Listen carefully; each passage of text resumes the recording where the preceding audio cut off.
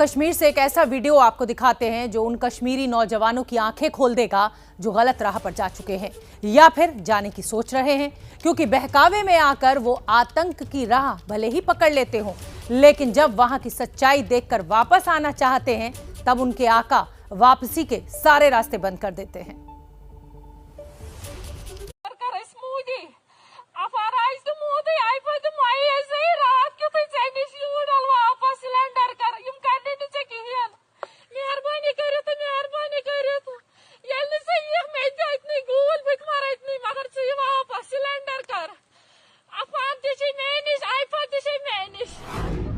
ये इसी आतंकी आकिब अहमद की पत्नी है जिसे सुरक्षा बलों ने कल शोपियां में मार गिराया, लेकिन इससे पहले सुरक्षा बलों ने उसे सरेंडर करवाने की बहुत कोशिशें की।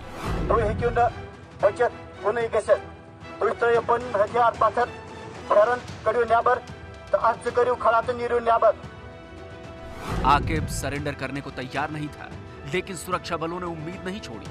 उन्होंने आकिब की पत्नी और बच्चों को बुलाया कि शायद उनकी आवाज सुनकर आकिब का मन बदल जाए और वो सरेंडर कर दे।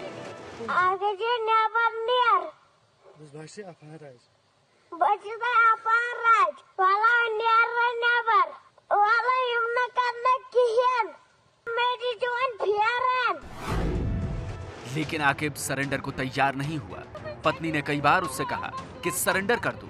एक बार फिर देखिए कैसे आतंकी आकिब की पत्नी रो रो कर कह रही है कि बाहर आ जाओ, सरेंडर कर दो।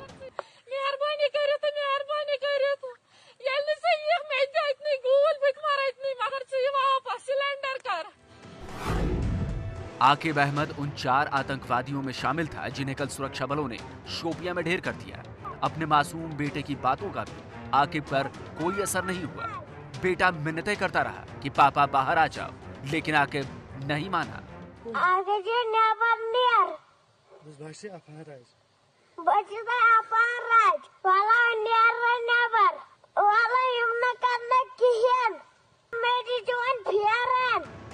आतंकियों को आत्मसमर्पण करने का पूरा मौका सुरक्षा बलों ने दिया। मंशा साफ थी कि उन्हें जीने का एक और मौका दिया जाए। गलत राह पर चलने के बावजूद उन्हें एक और मौका दिया जाए। आकिब तो वापस आना चाह रहा था, पर अंदर बैठे हुए 1-2 और जो थे उन्होंने इसको रोक लिया था। तो शायद अगर वो आ जाता अपने दिमाग से तो शायद हम उसको बचा लेते। रात से लेकर हम सुबह तक इसीलिए डिले कर रहे थे कि हम जितना हो सके कोशिश करें और सरेंडर ले सकें। यानी सुरक्षा बलों पर जो आरोप लगते हैं कि वो सिर्फ एनकाउंटर कर रहे हैं, ये वीडियो इस बात का सबूत है कि वो आरोप गलत है।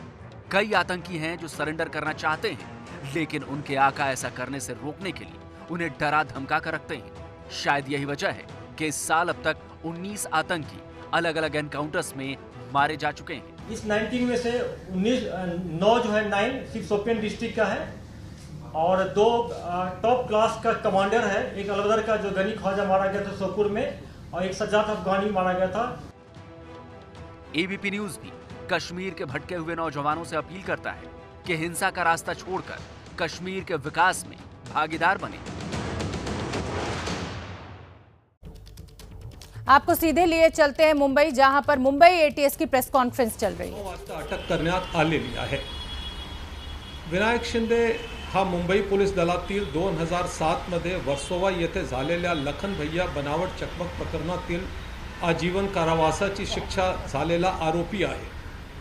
तो सध्या मे 2020 पासून कोरोनाचे साथीच्या आजाराच्या कारणावरून पॅरोल रजेवर असताना त्यांनी हा अपराध केलेला आहे। त्यांनी मृतकाशी संपर्क केला, त्याला बोलवून घेतले व हत्यामध्ये प्रत्यक्ष सहभाग घेण्याबाबतचे तपासामध्ये पुरावे प्राप्त झालेले आहेत। अटक झालेले आरोपी यांना घटनास्थळी सोबत घेऊन जाऊन गुन्हा कसा केला याबाबतचे प्रात्यक्षिक घेण्यात आलेले आहेत। सदर अटक व पाहिजे आरोपी यांनी घरे, कार्यालय व गोडाऊन इत्यादी ठिकाणी छापा टाकून गोळा केलेल्या माहितीचे विश्लेषण चालू आहे। आरोपी गॉड याच्या मार्फत मागविलेले 14 सिम कार्ड पैकी काही सिम कार्ड ॲक्टिवेट करून विनायक शिंदे याच्याकडे दिल्याचे आणि विनायक शिंदे याने सदरचे सिम कार्ड इतरांकडून देऊन त्याचा वापर गुन्ह्यात केल्याचे सुद्धा तपासात निष्पन्न होत आहे। सदर सिम कार्ड ज्या मोबाईलमध्ये वापरली गेली त्यामधील काही फोन व सिम कार्ड आरोपीने नष्ट केले असल्याची प्राथमिक चौकशीत स्पष्ट होत आहे. अटक आरोपी याचेकडे करण्यात आलेली चौकशी, त्यामधून मिळालेल्या माहितीचे केलेले तांत्रिक विश्लेषण आणि त्याचप्रमाणे गुन्ह्याशी संबंधित संशयित इसमाकडे केलेली चौकशी याचे आधारे मिळालेल्या माहिती अनुसार दामन दीव येथे तपास कमी झालेले रवाना झालेले पथक गुन्ह्याच्या वापरल्या संशय असलेल्या वॉल्वो कार व संशयित इसमासह मुंबईत आज दिनांक 23/3/21 रोजी परत आलेले आहेत. सदरची कार गुन्ह्यात वापरली अगर कसे याबाबत सदर कारची FSL कलिना मुंबई यांच्याकडून तपासणी करण्याचे काम चालू आहे. सदर गुन्ह्यात संशयाची सखोल चौकशी झाल्यानंतर आणखीन काही इसमांना अटक होण्याची शक्यता आहे. आमच्याकडे बरेच नाव आहेत, बरेच संशयित आहेत. फक्त पुरावे गोळा करण्याचं काम बाकी आहे, तो सुद्धा होईल. गुन्ह्याच्या अनुषंगे बराचसा परिसर, ऑफिसेस आणि मार्गावरील CCTVचे फुटेज घेण्यात आलेले आहे. त्याचप्रमाणे इतर महत्त्वाचे ठिकाणाचे CCTVचे फुटेज प्राप्त करण्याचा कामकाज चालू आहे. आरोपींनी काही ठिकाणाचे CCTV फुटेज प्राप्त करून नष्ट केल्याचे पुरावे सुद्धा समोर येत आहेत. तपास पथकाने तपासामधील तस्वीरों को हासिल कर नष्ट करने का भी प्रयास किया. अनेक साक्षीदारांचे जबाब नोंद केलेले आहेत. काही महत्त्वाचे साक्षीदार कोर्टासमोर कलम 164 CRPC प्रमाणे जवाब देण्यास तैयार आहेत. त्यानुसार कारवाई चालू है. कई विटनेसेस 164 में अपना बयान देने के लिए तैयार. राष्ट्रीय तपास यंत्रणा याचे दिनांक 25/3/21 पर्यंत पोलीस कोठडीत आहे. त्यामुळे इस केस से कुछ आरोपी NIA के आरोपी हैं जिन्हें 25 तारीख तक NIA की कस्टडी में भेजा गया है. केले असून NIA कोर्टमध्ये आरोपीचा ताबा घेण्याकरता आम्ही 25 तारीखला तिकडे अपील करू. सदर आरोपीचा ताब्यात NIA की कस्टडी में रह रहे आरोपी की कस्टडी ATS को हासिल करनी है. ऐसे पर हम 25 तारीख को कोर्ट में अपना आवेदन देंगे. गुन्ह्याच्या संपूर्ण कट उघडकीस आणेल याची आम्हाला खात्री आहे. हत्याकांड की साजिश किस प्रकार से रची गई उसकी पूरी जानकारी हासिल करने के लिए हमें ये कस्टडी चाहिए. के रात्रो दिवस अथक परिश्रम करीत आहेत व गुन्ह्याच्या मुख्य सूत्रधार शोधून त्याच्या मुळाशी रात कठिन परिश्रम करके इस अपराध के पीछे की जानकारी और सच्चाई हासिल कर रही है.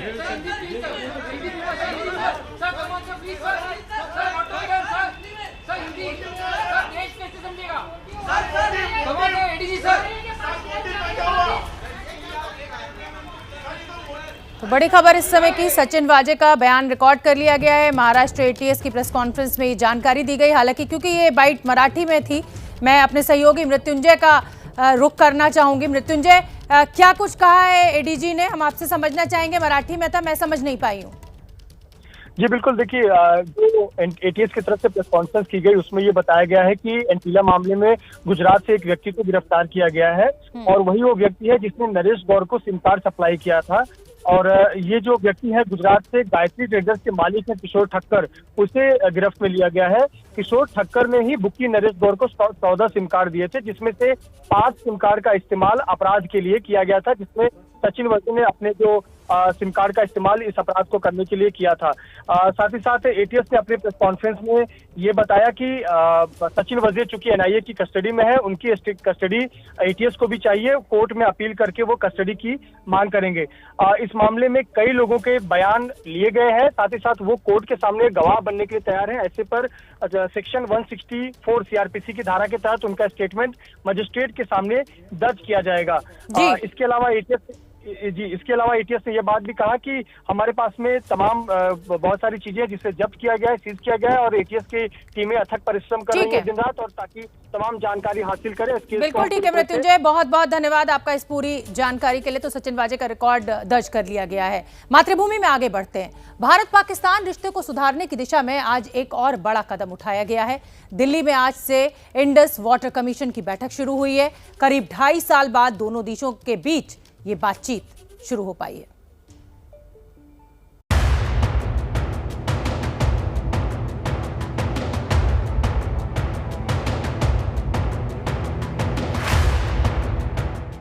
दिल्ली में आज से Bharat Pakistan Indus water commission की बैठक शुरू हो गई है। एलओसी पर युद्ध विराम समझौता लागू होने के बाद दोनों देशों के बीच शांति बहाली की तरफ बढ़ाया गया ये दूसरा बड़ा कदम है।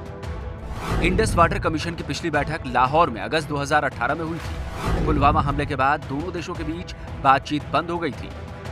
बिल्कुल, हम इंशाल्लाह एंगेज करेंगे जी इंडिया के साथ इंडस वाटर ट्रीटी के तहत जी। तो हाँ, वी आर होपफुल के इंशाल्लाह इसके जो हैं वो अच्छे नतीजे आएंगे। भारत और पाकिस्तान के बीच ये बातचीत इसलिए भी बेहद अहम है क्योंकि पिछले कुछ सालों में दोनों ही देशों के रिश्ते बहुत ज़्यादा खराब हो गए थे।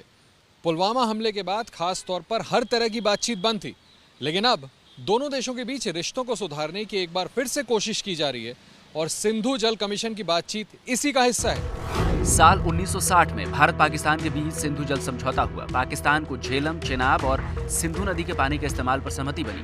भारत को रावी, ब्यास और सतलुज नदी का पानी इस्तेमाल करने पर सहमति बनी। संधि पर किसी तरह के विवाद को सुलझाने के लिए इंडस वाटर कमीशन का गठन किया गया। अभी कुछ दिनों पहले ही पाकिस्तानी प्रधानमंत्री इमरान खान और आर्मी चीफ जनरल बाजवा भी भारत से शांति बहाली की बात कर चुके हैं। सिंधु जल कमीशन की बैठक शुरू होने के बाद हो सकता है कि जल्दी ही भारत और पाकिस्तान अपने अपने उच्चायुक्तों की नियुक्ति भी कर दें। फिलहाल दोनों ही जगहों पर एक्टिंग हाई कमिश्नर ही तैनात हैं। यही नहीं, फिलहाल दोनों ही उच्चायोगों में सिर्फ 50% स्टाफ ही काम कर रहा है और अगर सब कुछ ठीक चला तो बहुत जल्द दोनों ही देश अपने अपने उच्चायोगों में स्टाफ को बढ़ाकर 100% कर सकते हैं। पाकिस्तान के नेशनल डे के मौके पर आज दिल्ली में पाकिस्तानी उच्चायोग में हुए कार्यक्रम में एक्टिंग हाई कमिश्नर ने भी दोनों देशों के संबंधों को सुधारने पर जोर दिया। ख़वातीन और हज़रात, तरक्की के लिए लाजिम है कि हमारे इस खित्ते में अमन व इस्तेहकाम कायम हो। पाकिस्तान अपने तमाम पड़ोसियों के साथ अच्छे ताल्लुकात चाहता है। इसीलिए हो सकता है कि ट्रेड रूट्स को भी खोल दिया जाए। इमरान खान और जनरल बाजवा के शांति प्रस्तावों का भी भारत ने स्वागत किया था। सीज फायर समझौते की घोषणा के पहले दिल्ली में पाकिस्तानी उच्चायोग में क्रिकेट मैच का भी आयोजन किया गया था, जिसमें पाक हाई कमीशन ने भारतीय मीडिया डेलीगेशन के साथ मैच खेला था। इसे भी दोनों देशों के बीच सुधरते रिश्तों के नजरिए से देखा जा सकता है और अगर सब कुछ ठीक रास्ते पर चलता रहा तो हो सकता है कि भविष्य में भारत और पाकिस्तान के बीच क्रिकेट मैच भी शुरू हो जाए। दिल्ली से आशीष कुमार सिंह की रिपोर्ट। मातृभूमि में अब बात करते हैं म्यांमार की। तख्ता पलट के बाद वहां हालात लगातार खराब हो रहे हैं और इसका असर भारत पर भी पड़ रहा है। फौजी हुकूमत के डर से म्यांमार के आम लोगों के साथ साथ पुलिस के जवान भी शरण लेने के लिए भारत आ रहे हैं। ऐसे में क्या है भारत म्यांमार बॉर्डर का हाल, जानने के लिए एबीपी न्यूज संवाददाता नीरज राजपूत की एक्सक्लूसिव रिपोर्ट देखिए।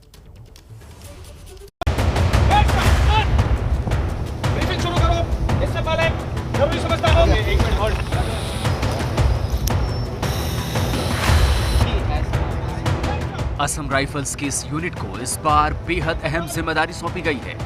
जिम्मेदारी उस काम की जो साल भर में सिर्फ एक बार ही किया जाता है।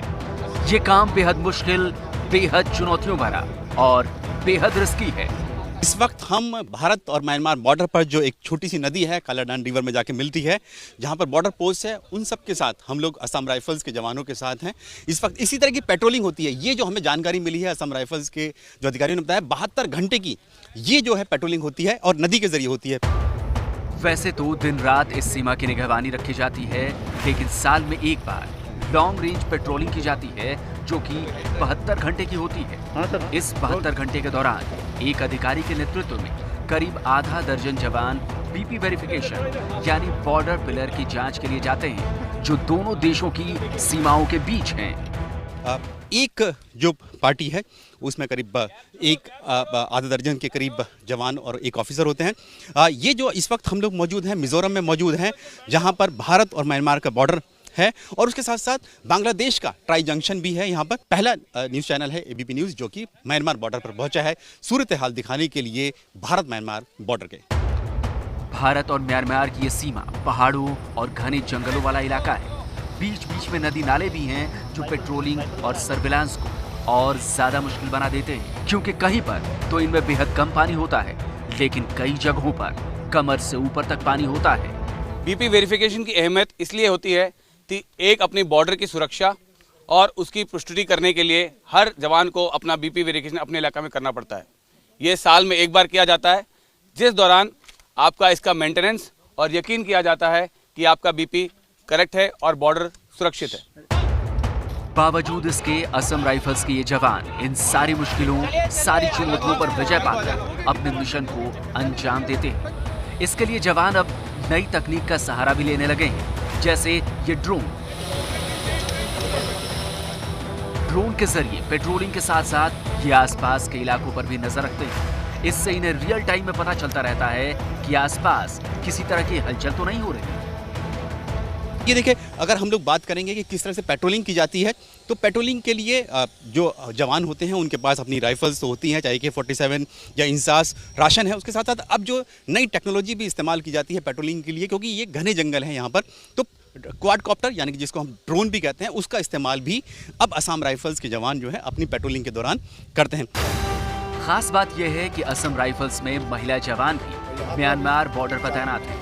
राइफल वुमेन जागृति भी इसी टुकड़ी का हिस्सा थी। पिछले 4 साल से वो असम राइफल्स को अपनी सेवाएं दे रही हैं। सपना था कि मैं फौज में आऊँ। मैंने बचपन से मैंने अपने चाचा को फौज में यूनिफॉर्म में देखा था, इसलिए मैंने सोचा मैं फौज में जाऊंगी, इसलिए मैंने आज वो सपना पूरा करके दिखाया।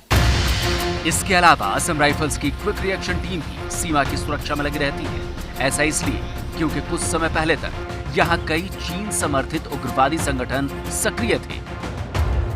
हालांकि अब उग्रवादी नाम मात्र को रह गए हैं, क्योंकि साल 2015 में भारतीय सेना की म्यांमार में हुई सर्जिकल स्ट्राइक और ऑपरेशन सनराइज ने सक्रिय उग्रवादी संगठनों की रीढ़ की हड्डी तोड़ दी है। लेकिन अब एक नया खतरा सामने आ गया है, जिसका नाम है अराकान आर्मी। ये यहाँ की मुश्किलात हैं इस एरिया की, और क्योंकि मुश्किलात इसलिए भी हैं क्योंकि हालांकि काफ़ी समय से मिजोरम में किसी तरह की कोई उग्रवादी संगठन नहीं सक्रिय है, लेकिन क्योंकि कालाडान प्रोजेक्ट बनने के बाद अराकान आर्मी जो है वो सक्रिय हुई। अराकान आर्मी जो कि म्यांमार में सक्रिय है, और उसने कई बार जो कालाडान प्रोजेक्ट से जुड़े हुए जो इंजीनियर्स हैं और जो ऑफिसर्स हैं उन पर अटैक करना, उनको किडनैप करने की कोशिश भी की थी। और जो जानकारी मिलती है कि चीन से भी उन्हें बड़ा जो है मदद मिलती है, चीन के हथियार उनके पास पहुँचते हैं, पैसा मिलता है उनको। तो इसी के लिए असम राइफल्स जो है वो यहाँ पर इस बॉर्डर की बहुत सिक्योरिटी करती है। मिजोरम के आखिरी गांव जोरनपुई में ही भारत और म्यांमार के बीच इंटरनेशनल बाउंड्री। ये जो लकड़ी का पुल आप देख रहे हैं, ये उसी इंटरनेशनल बाउंड्री के ऊपर है। दूसरी तरफ यानी उस पार म्यांमार है। साउथ ईस्ट एशिया यानी कि रास्ता जो है दक्षिण पूर्व के जो देश हैं उनके लिए रास्ता, और ये रास्ता भारत से कैसे है, क्योंकि इस वक्त एबीपी न्यूज़ की टीम मौजूद है भारत म्यांमार बॉर्डर पर 0 पॉइंट पर जोरनपुई में, और दूसरी तरफ मेरे कैमरामैन चाको दिखाएंगे, ये रखाइन स्टेट म्यांमार का है, ये सामने जहां पर ये जो ब्रिज का काम चल रहा है। और साउथ ईस्ट एशिया क्योंकि जो कालाडान प्रोजेक्ट है वो भारत की जो एक्ट ईस्ट पॉलिसी है उसका हिस्सा, और सामने देखा म्यांमार सरकार का जो झंडा लगा हुआ है, सामने ये लगा हुआ है, ये सामने कैमरामैन चाको दिखाएंगे, जहाँ 2 असम राइफल के जवान खड़े हैं, इनके बीच में जो ये झंडा दिखाई दे रहा है, फ्लैग दिखाई दे रहा है, दरअसल ये म्यांमार का फ्लैग है। ये दिखाता है कि ये जो बॉर्डर है, ये ब्रिज यहाँ जो बनेगा, ये दरअसल जो है दोनों देशों के बीच में है। जैसे कि हमने मोरे में देखा, मणिपुर में है, उसी तरह का ये यहाँ पर बन रहा है। वैसे तो भारत और म्यांमार के रिश्ते हमेशा से अच्छे रहे हैं, लेकिन तख्ता पलट के बाद हालात थोड़े तनाव भरे हो गए हैं, इसलिए सीमा की सुरक्षा बेहद कड़ी कर दी गई है।